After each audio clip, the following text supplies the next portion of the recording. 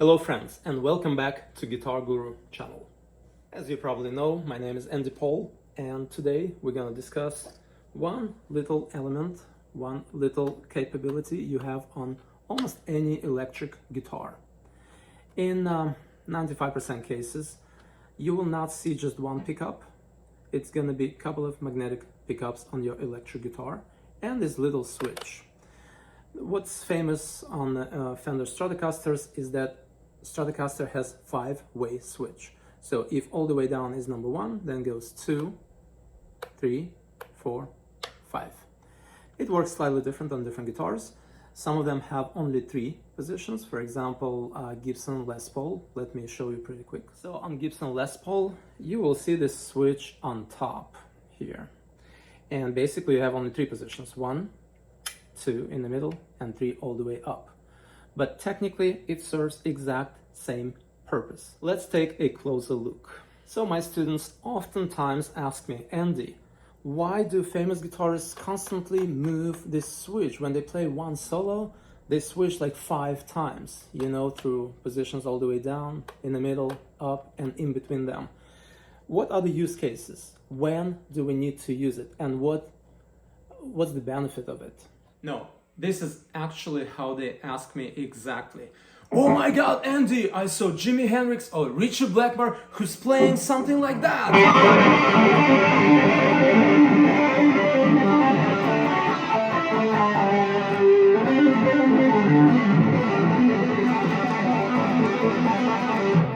Why is he doing that? Why he's using switch so much?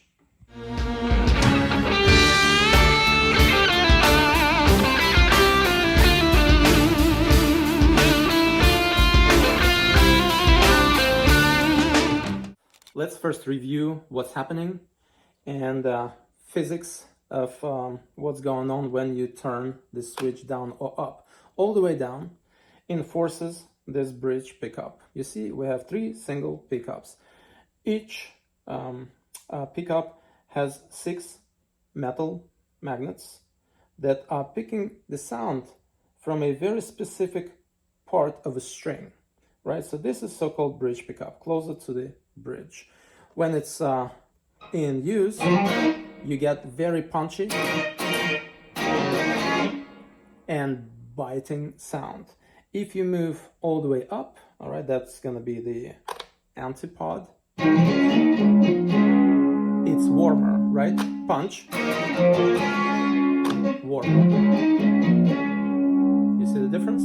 That's the whole point. So sometimes you want your guitar to scream, and sometimes, some other times, you want warmer sound,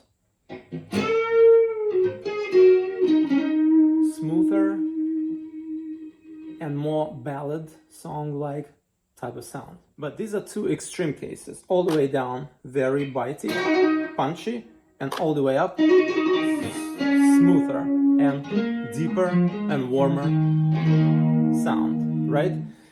But now what's in between these positions, right? All the way down. Basically turns on only 1 pickup, bridge pickup, right? So now you go 1 position up, it basically goes into a phase of combining bridge pickup and middle pickup. So now they work together like a humbucker, right? So imagine each magnetic head is like a microphone, and now you have 2 microphones picking the sound off of a string from different positions.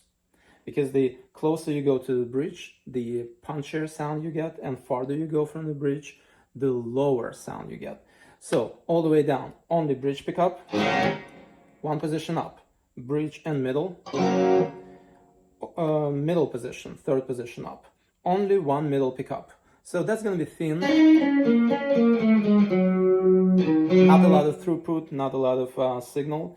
Then position number 4 combines middle and neck pickup. That gives you warm sound, but at the same time powerful, because again, it goes into this humbucker mode, combining 2 pickups at the same time. In my opinion, best position on Fender Stratocaster is number 4, second to the last up. Very good for playing blues, by the way. And then all the way up, only neck pickup. which is, again, a bit thinner and not that much of a punch or power. So we treat a magnetic pickup as a microphone. And it does matter where you put that microphone, closer to the bridge or farther, because let me show you the physics of it on an acoustic guitar. So as soon as you go towards the bridge, you see the punchier and more bite of a sound you get. On other strings, it's the same. Warm, punchy, right? Warm, punchy. That is why they position one pickup at the bridge to get very strong punch, and other pickups farther and farther from the bridge to get warmer and warmer tone. So having multiple pickups and a switch between them just increases the playability of your instrument. You can express a bigger variety of feelings and different tones. All the way down gives you screaming like sound, all the way down smooth and mellow, and what's in between them is basically a spectrum of the feelings and tones that you can use on your instrument. Again, listen, all the way down. One position up, two positions up,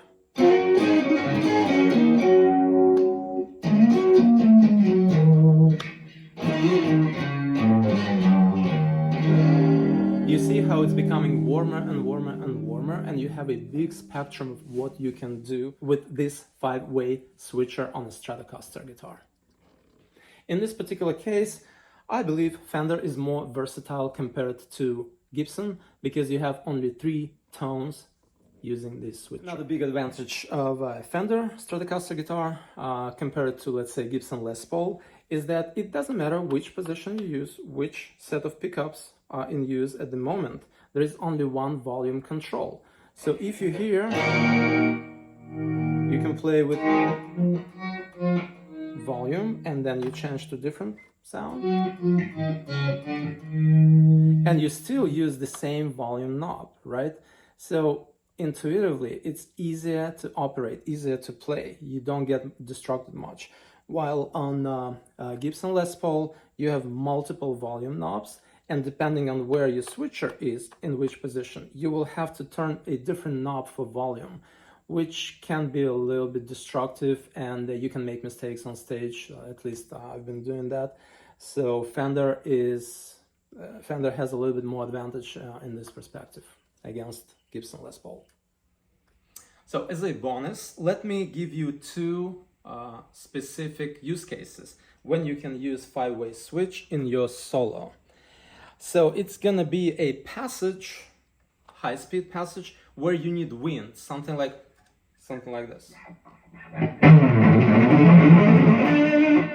So that type of sound, it can be achieved only when you are at the neck pickup, right here, right? And then, as soon as I finish the passage, I want to hit a high-pitched note, screaming, right? Maybe with vibration. This is where I will move to bridge pickup. So again, I start at the neck and I do E minor pentatonic lick. So this is your E minor. Key note is on 12th fret, string number 6. But I start from string 5. String number 5 and 4, I play 12, 13, 14, 12, 13, 14. And then string number 3 and 2, 12, 14, 15, 12, 14, 15, and then I bend whole step up. This is the note where I will switch to bridge pickup. So again, faster, a little bit faster, it's like this.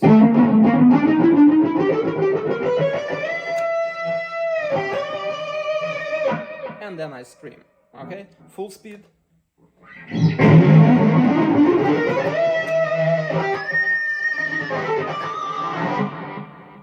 Something like that. Another a big use case is when you use artificial harmonics. Harmonics or artificial harmonics. It's when you pick string and you touch string at the same time with this part of your thumb to create this type of sound. Something like that, right? or you do series of artificial harmonics, just touching string and plucking with your left hand fingers. So all these sounds are not available when you are at the neck pickup. If I try it here, it's not bright. I cannot do. It's very hard to get artificial harmonics, but here it's easy, right? So whenever you need artificial harmonics, you switch to bridge pickup. Whenever you play otherwise like regular plucking or passaging, you switch up to the neck pickups, right? For example, slowly, I'm going through series of pull-offs. I pluck, pull off, pull off, pluck, pull off, pull off, pluck, pull off, pull off, pluck, pull off, pull off. Right now I'm at the bridge pickup, so I go with palm muting. Then I switch down to bridge and I go through series harmonics, continue plucking with my left hand. So like this.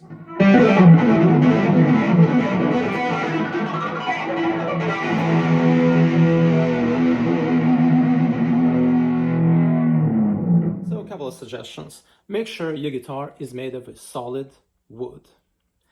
Then make sure you understand the string is attached to the body of your guitar here on the bridge and headstock on the neck, right? So it matters what kind of wood is used for the neck and body of your guitar, right?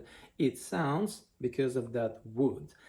If it's a good wood, right, and not a lot of pieces of wood glued together, it gives you warm and distinct and good character sound. And then when wooden parts are intact, you need to worry about pickups, how good pickups and microphones are, right? Not to spoil the sound that's coming from the wood. And then make sure you understand how you switch between these pickups. And on any guitar, all the way down is going to be bridge pickup, which gives you bite and punch sound. And then all the way up, warmest possible and deepest sound you get on your instrument. What's in between are just different characteristics of punchier sound and warmer sound. You've got to experiment and play, rehearsing, practicing, and then on stage to understand what gives you the best screaming sound and best warm type of bluesy sound when you play. All right, that would be it about switcher on electric guitar. And until next video, peace.